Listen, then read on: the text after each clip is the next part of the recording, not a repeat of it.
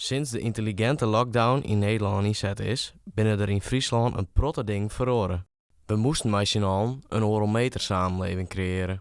Dat betekent dat al je sporten stopzet werden en dat we niet eens net meer naar cafés en restaurants konden gaan.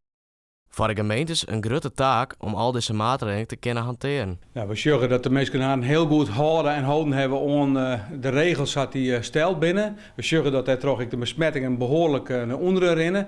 In Noord-Nederland en hier in Noord-Friesland gaat het heel goed. Maar we zorgen ook dat de mensen wat meer ruimte krijgen van de regering. En dan komen de vragen bij ons zelfs van, wat kan nou wel en wat kan nou net? Mag de bijen squallen, wanneer dan? Kan de bijen sporten? Kan ik zelf sporten? En waar kan dat dan? Dat zijn de vragen die we krijgen.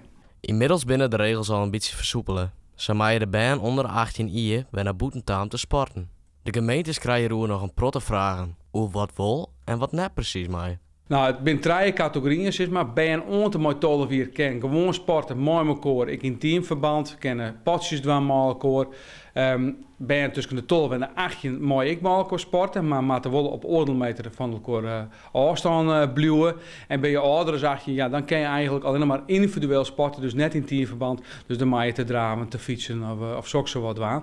Dus dat zijn de drie categorieën waar het uitvalt. Nou ja, we merken dat een soort sportverenigingen die natuurlijk al lang in de huis zitten hebben, dat ik zeg, nou, we willen graag naar boeten, maar we willen wat doen. Met name die sportverenigingen die het afhankelijk zijn van een sporthal. Ja, die zeg ik van, nou, waar kunnen we even te landen in het park of op een sportveld.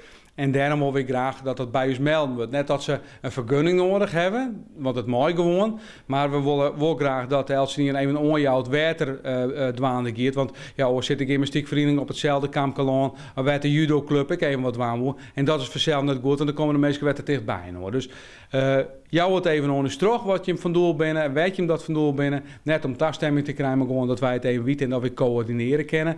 En we hopen gewoon dat Elsenien hem natuurlijk onder de regels houdt, maar ik een beetje onder beweging doet, want dat is natuurlijk goed voor ons al jaar.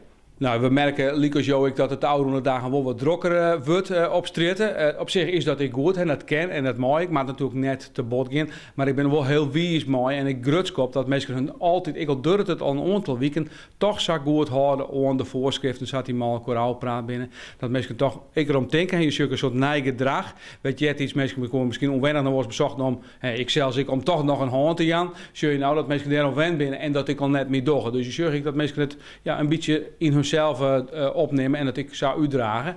Dus ik ben er heel tevreden over en ik hoop dat we Marcos er ook in, zodat we de komende weken weer elke keer een liedstapje naar voren doen kennen, dat we hopelijk, wanneer dat het kennen vertrouwd is, we rond kennen naar de situatie van ver 6 maart.